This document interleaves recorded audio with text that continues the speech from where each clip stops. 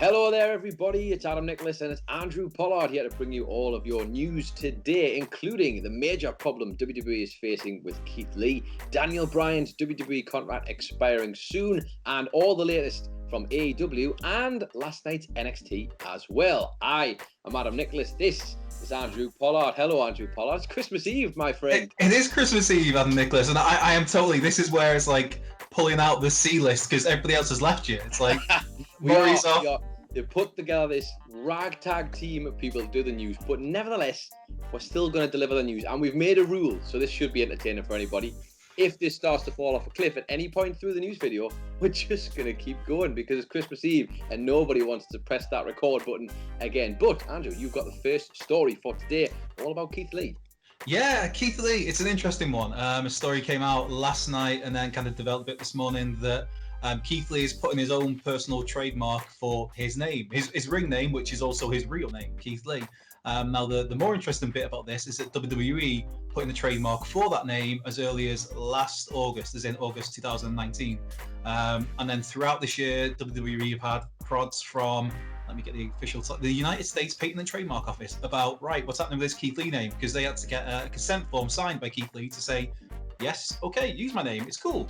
And that's not been signed. There was, I think, June, WWE got a letter saying, like, right, if you don't get this sorted and signed by December the 30th, signed, sealed, delivered, it's not yours by then. So, yeah, after December the 30th, that trademark just completely, that application for a trademark ends, and Keith Lee himself is fine to go and get his own name trademark, which he has put an application in as of December the 18th, so last week, to register his own name for wrestling and for entertainment purposes, which means that if Keith Lee, obviously, I mean, I can't imagine why him trademarking his own name, his very real name, which he's used in the wrestling sense as far as 2008, and his application for the trademark's been backed up with images of him using it in 2008. Yeah. I can't see why he wouldn't get given that.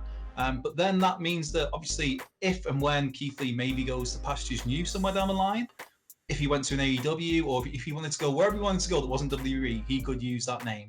Whereas if WWE was successful in getting him to sign away his name, obviously Keith Lee would become, it's Lee Keith in the Impact Zone sort of thing, one of those. And this also follows on, Mia Yim did the same earlier this year, where she applied to register or trademark her wrestling name, because I think Stephanie Bell, I think, is her real name. So Mia Yim, Keith Lee's real life partner, applied to do the same.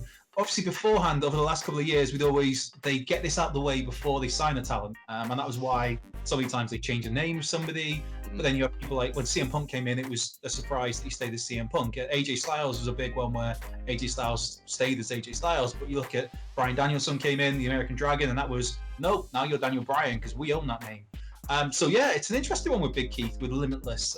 As to, I mean, by the looks of it, he's going to get his name, the trademark to his name, and rightly so. But then you think, what's the fallout of that? Because it's not like WWE are ever petty or anything. No, in WWE, they have a way of making these things bend in their favour. Fingers crossed it does work out for Keith Lee, because genuinely, why would he want to change? He's got a good brand, name recognition, and something he probably want to carry on with him. And let's, as you say, if he is to go anywhere else, he'd want to take that brand with him. But shall we move on? You mentioned a man who had his name cruelly changed, flipped, reversed, or however you want to say it. Well, Daniel Bryan was indeed that man, and he has been talking with BT Sports in an interview recently about his current WWE contract. Now, many people will know Daniel Bryan's been through many ups and downs. He's been retired, he's been unretired. There's been speculation about his contract in the past. He signed a little bit of a bumper deal, which then kept him on. But now his contract is almost up and he will be in talks. But during this interview with BT Sport, he had the following to say. He said that he's switching his priorities in his life. He says, my contract is coming up soon and we'll be looking at transitioning to less than a full-time wrestler. He says, I'll be a full-time dad and a part-time wrestler, which, to be honest, Andrew Pollard, feels like a smart choice for Daniel Bryan, given all of his previous injury history. But also, I think he's earned it. I know he loves wrestling and he will never ever really want to disappear if he can stay there as long as possible. But a reduced schedule kind of makes sense, doesn't it? Oh, totally. When you look at the people that take part-time, they have the privilege of being offered and afforded the chance by WWE to go part-time. it is normally people who are maybe they've had lots of injuries over the year, or they're just winding down because of age. And Bryan is, I guess, a little bit of both really with Daniel Bryan, but he's still one of the best in the world at what he does in between the ropes, on the mic even. You're thinking now it's a case of, and maybe with 2020 just being the horrible year it's been, it's a case of, right, what's my priorities? You refocus a little bit and think what's important. And obviously he spent a lot of time at home after the birth of his second child, so yeah, you cannot blame D. Bry for doing this. And when he does appear, I think if you use him right, I'm not saying like in a Brock Lesnar sort of way, because they're very different performers. Well, I was thinking that. I was thinking, imagine Bryan just becomes the guy who turns up and starts squashing all the incoming talent. Yeah, he could be the Goldberg. That's it. Just turns up to be the Fiend in Saudi Arabia. He'll never be that guy. Daniel Bryan's too good of a wrestler and too giving of a wrestler to be that guy, I think. Yeah, that's the great bit. I think if he does go part-time, well, he is going to go part-time at some point, and it sounds very soon from what he's saying. But I think when he does that, if WWE is wise, they can really get a lot out of him, because there's still so much value in Daniel Bryan. You use him at the right times and the right moments, fully maximize everything he brings to the table. And like you said there, Nicholas, the fact that with Bryan, we know that he's not that person. He's not in it for himself. In the interview with BT Sport, he talks about how just still thinking of wrestling gets him giddy, because he still loves it that much. It's just that he has this other priority now as well, which is his family. So Bryan's not going to be demanding that I squash the Fiend in 3 minutes, brother. He's not going to be demanding that, I don't know, I turn up and, I go to Saudi Arabia just so I can beat Ricochet and nobody ever remembers it again. Daniel Bryan's going to turn up and he's going to think, right, who can I work with? Who can I make better? Who can I make a star for when I'm gone and when I can no longer perform? And it's, I'm getting goosebumps talking about that, just because everybody loves Daniel Bryan. Well, this is the thing. You're talking about the stars of tomorrow, Andrew Pollard. That feels like a good segue point to just cruise in for you to tell us all about what happened last night on NXT. Yeah, NXT, there was a lot of big take-homes from it. It was, I don't think I'd be able to do it as much justice as Cleary normally does on a weekly basis, but it was a show very much of more ups than it was downs. There was two big returns, 3 huge matches announced for New Year's Evil, 2 big matches announced for next week.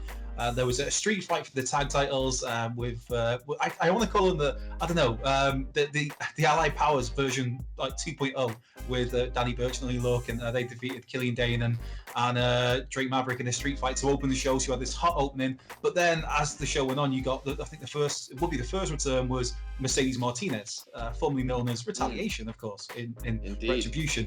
God, God bless her having the foresight. Don't linger on it; it'll hurt you. Just trust me. Just move on; it'll hurt you. But this was Mercedes Martinez. It was her. It was fine. There was no mask. There was no muffled talking. It was just Io Shirai comes to the ring, sits down on a chair, barks orders at Toni Storm. Toni Storm's music hits, and then all of a sudden you see out of nowhere Mercedes Martinez comes and chokes the living life out of Io Shirai. Clearly, that is where we're going next for the NXT Women's Championship, which is great. And again, just having Mercedes Martinez back in that mix adds even more star power, talent to the women's division of NXT, which is already just brimming with so many names. It's such an awesome division they've got there. And speaking of that, Raquel Gonzalez came out to watch Rhea Ripley cruise past Dakota Kai, and then there was a big hoss fight at the end between the two, which then led to a very, an awkward but kind of cool reveal of those two facing off at New Year's Eve, because backstage you saw Dexter Lumis. He'd drawn a picture of the two ladies with Last Woman Standing written on the top. So clearly Mr. Regal's gone, quick. Here you go, Dexter. Quick commission, can you, pal? I'll slip you $20. Draw something up for me. So we've got that at New Year's Evil is, Raquel Gonzalez, Rhea Ripley, Last Woman Standing. Another match confirmed for New Year's Evil is Damian Priest versus the returning Karrion Kross, which that was nicely furthered on this show with a couple of interview segments with the guys backstage, vignettes. And also a third match added, which is one that I was hoping we would see so much. It's Pit Fight number 2.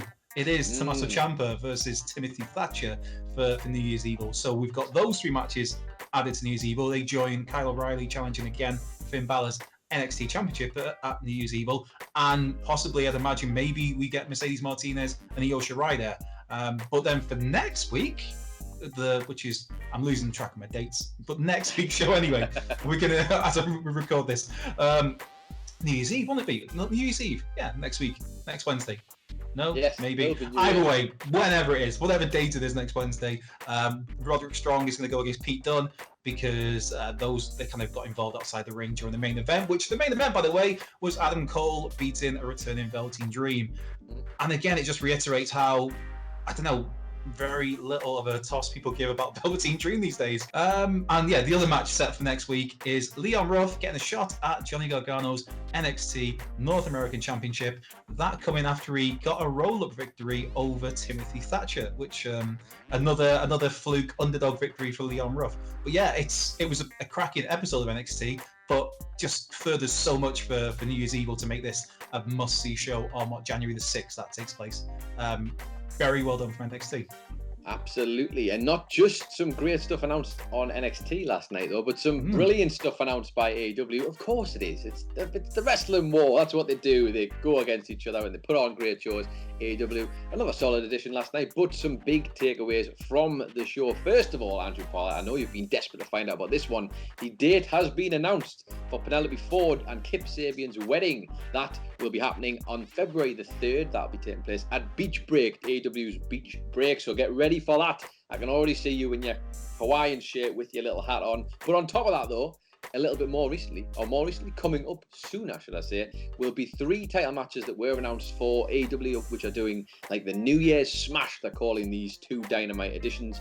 And night 1, which will take place on the 30th of December, we have the AEW Championship being defended, Kenny Omega versus Rhea Phoenix. That'll be delicious. We also have the AEW Women's Championship match. Shida will be taking on Abaddon. Again, another match you want to see because Abaddon's been rising up slowly but surely in those AEW ranks.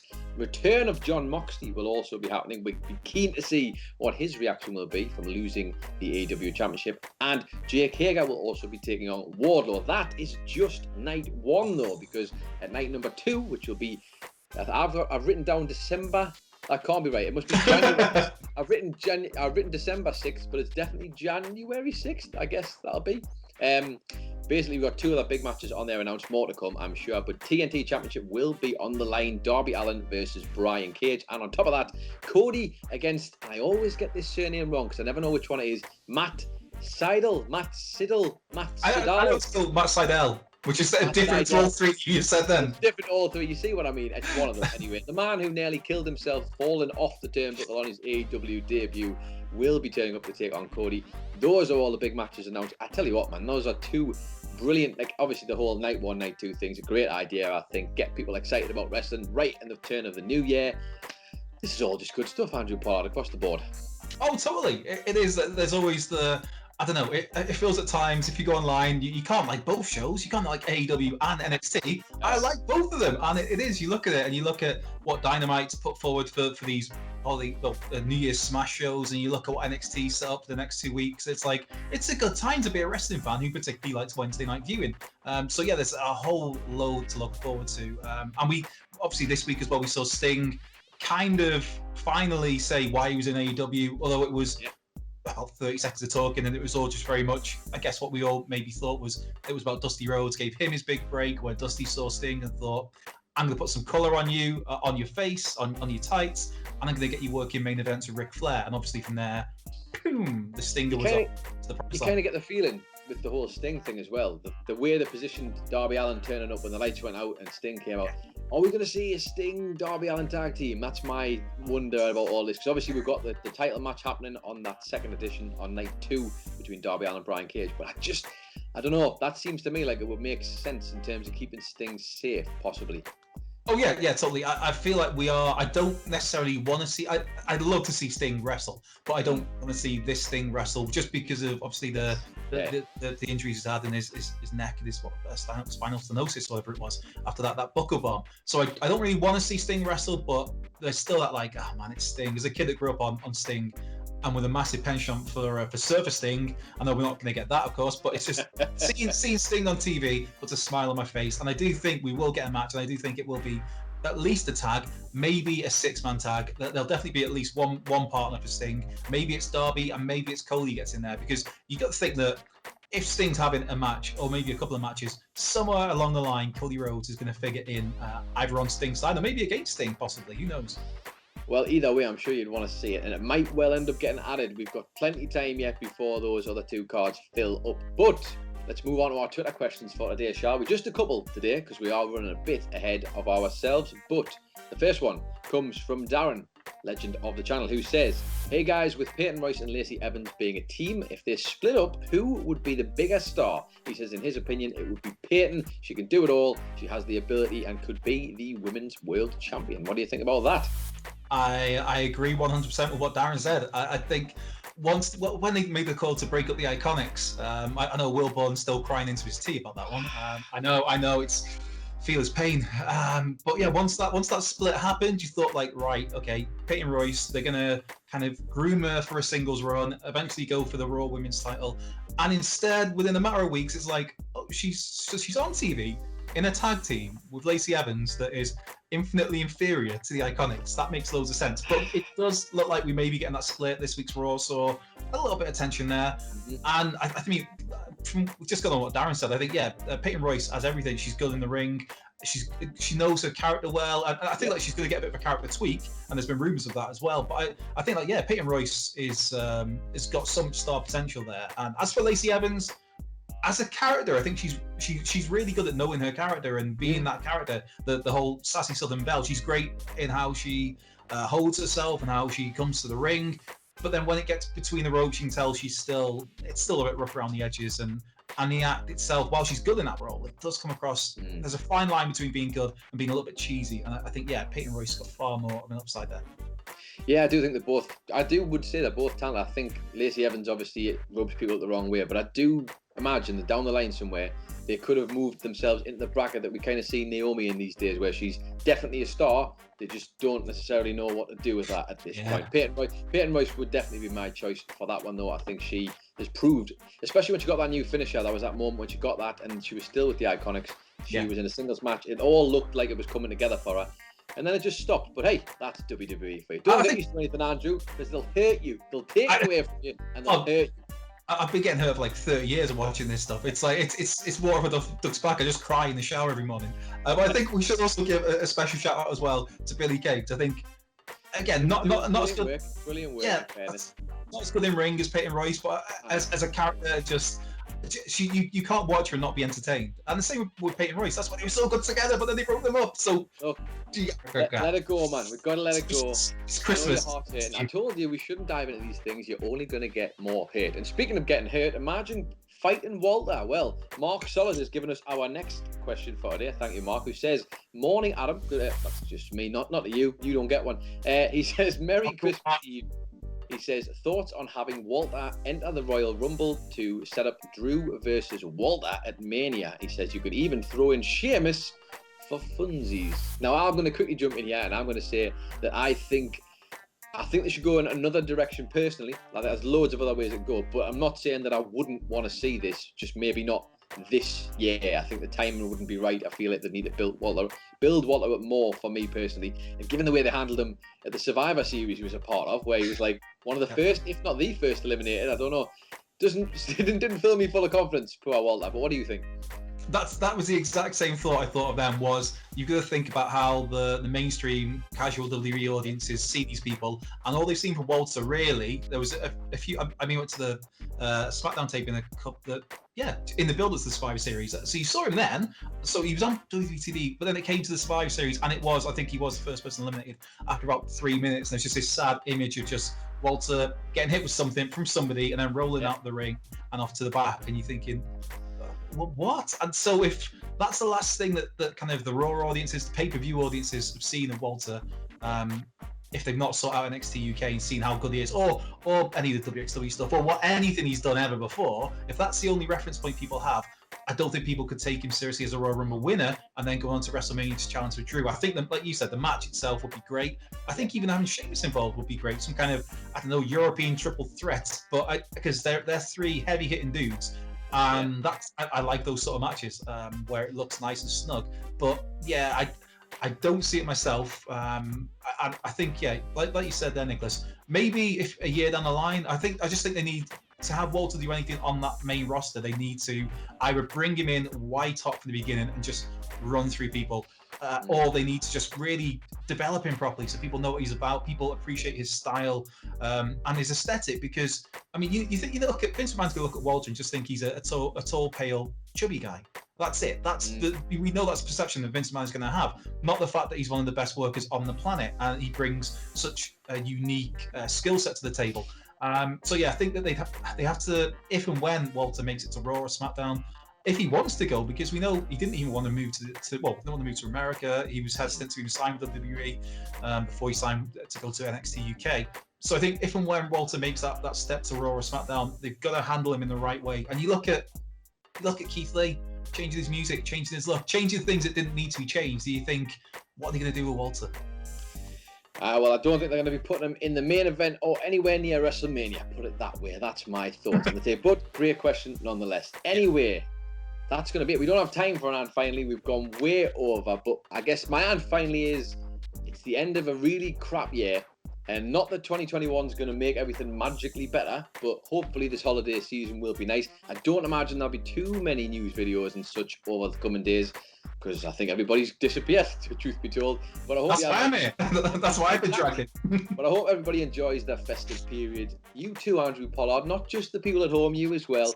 And in the meantime, you can follow WhatCulture on Twitter at WhatCulture WWE. You can catch all of the stuff from the Dadleys and Adam on the podcast during the holiday period. WhatCulture on wherever you get your podcasts from. You can follow me on Twitter at It's Adam Nicholas, or you can follow Andrew Pollard at Cultured Left Peg. Yes, indeed. And in the meantime, I guess just enjoy yourself. Try and switch off, because I think, God knows, we all need it a bit. Anyway, have a good one, and we'll probably see you in the new year, maybe, or just before. Anyway, we'll see you next time.